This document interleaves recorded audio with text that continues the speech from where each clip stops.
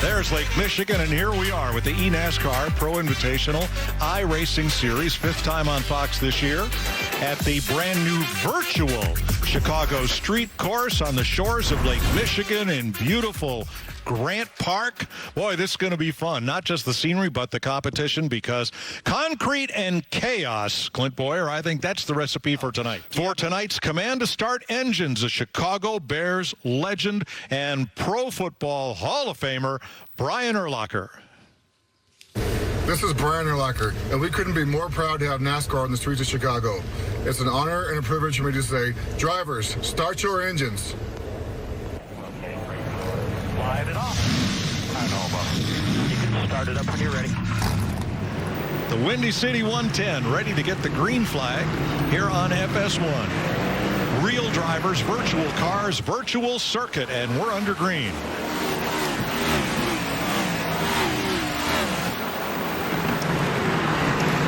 That was big. Oh, already. Oh! Anthony Alfredo around, and I think that was Tyler Reddick that got him. Williams say, before I ever saw that was big. Right in your lap. You didn't get into him? No, I missed him by probably a foot. But well, they helped you. You were in second place already. Off to the races. You better run that guy down. James Davison, very, very fast in practice. Yeah, he's checked out, man. Josh Bilicki behind you, or behind William, that is. Oh, jeez. Joey. Something tells me Joey's in a wreck. What happened? I'm in like a. It's completely clogged back here, guys. Oh, no. Completely clogged. You didn't drive down into that parking garage, did you? Oh, oh no. Oh, Junior's around. Oh, we got to reset. Up and over the bridge. Reset it. Boys, it's lap one. That was quick. We're not going to have enough resets. Oh, no. Never enough resets. Yep, the steering wheel's about 6 o'clock here. Riding with Denny Hamlin there in 12th. We got more carnage. Man, I was always spinning out there in practice.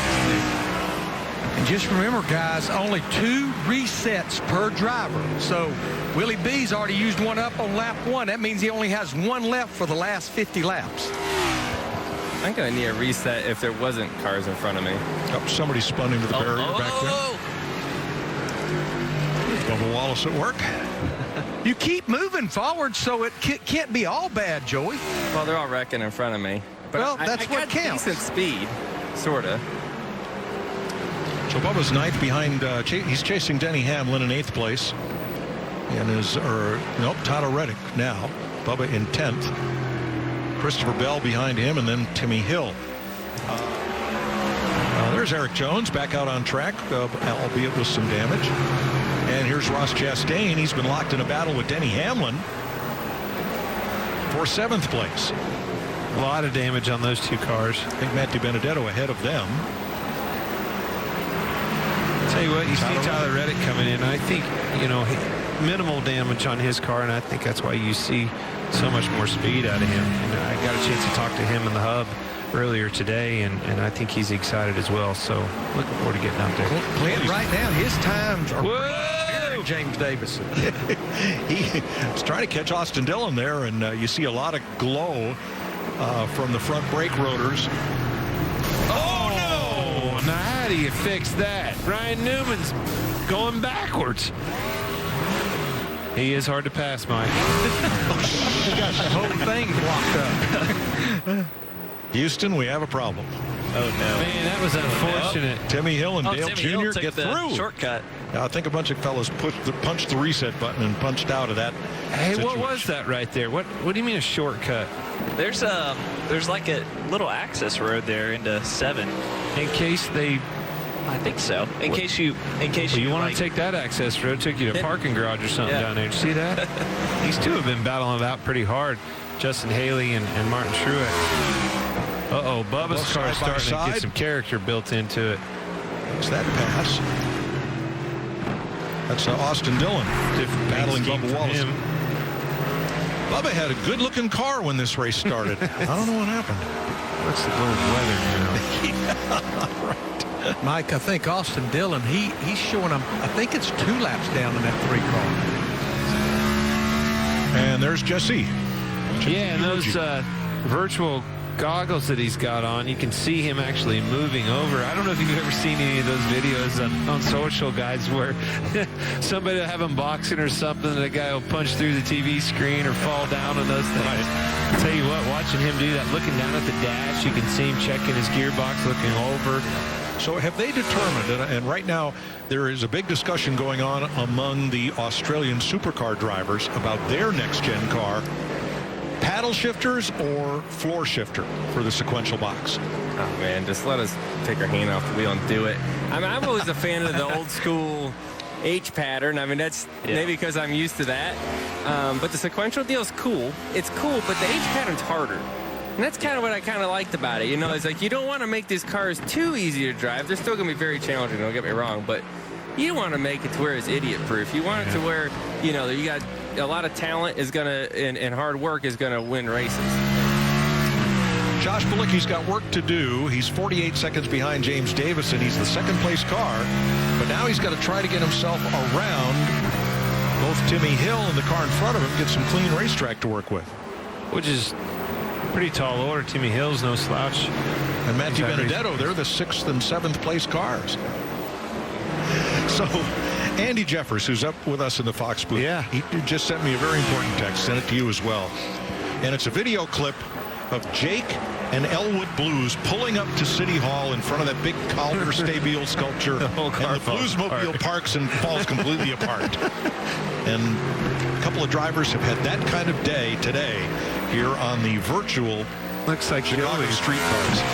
That's how sneaky William B is. He's destroyed not one but 2 cars, and we never saw any of them. Yeah. White flag waving for James Davison. And it'll wave as the surrender flag over the rest of the field. It's exactly took the words out of my mouth. I think he could coast from here. I think he could pull off. Probably walk.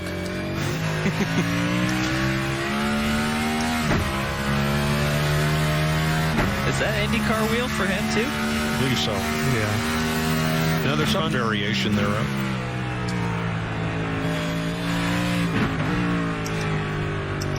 He dominated this race. Smoked the competition. I don't know what his secret is, but he's got it. You know where all the traffic is? In the garage. They're all broke. About half the field is going to finish. My man Joey's going to get his first top 10. Don't say it yet. I haven't got through that corner that keeps eating my lunch over here. I want to see the checkered flag first, exactly. Hill's coming hard. No, I'm fine. I got time. We're good to cushion. Timmy Hill got Di Benedetto. I think he moved him a little bit. Or he got loose. Something happened. On their final lap.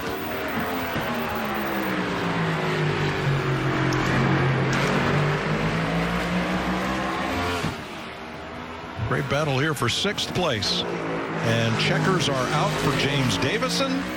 He is going to score his 2nd NASCAR Pro Invitational iRacing win. 2 for 2 on the road courses, and this time he leads every lap. Josh Bilicki waiting for Bilicki in 2nd. And Justin Haley in 3rd. Garrett Smithley in 4th. Martin Truex, Timmy Hill, Matt DiBenedetto. Oh, he got in hard. In Grant Park in Chicago. James, you wired it. Congratulations. Great drive. Tell us about it. Yeah, thank you. I mean, I knew I had to get through turn 1, and I had the torpedo come in there and saw everyone get caught up in that. So that was a bit of a shame, obviously, for the show. But just wanted to, thank NASCAR and iRacing for the amount of effort that they clearly went to put this event on and render the whole track. I'd love to see a street race. I'm sure it'd be more exciting than that. But, good. Bit of fun for us, and good night for Rick Ware Racing, the Greatest Generations Foundation, and just need to thank my spotter for helping me get through all that carnage. Yeah, James, it's Clint. I was curious. You said it right there, a street racer. We know that you won that COTA race and a road race. Do you have background? Have you ever been on a street course? This is something that our sport's never seen before. I was curious to know your background if you've ever been on one. Yeah, so I've raced in IMSA and Indy Lights. So I've raced at Long Beach and Toronto, Detroit. So these kind of circuits is very much what I know. The 90-degree corners, kind of the typical American city built on the grid system with the crown in the road. So all the exits are off camber, and iRacing do a really good job of that. And it makes it quite tricky to get the power down without the rear going loose. But yeah, I love street racing, and it's been a couple years. So I think it'd be fantastic if we ended up racing on the streets of Chicago or Southern California. It would be huge, and we will put on a better show. Well, congratulations, James. And again, great night for Rick Ware Racing, positions 1, 2, and 4. Well done. For more great NASCAR on Fox content, subscribe to our channel. It's somewhere right around here.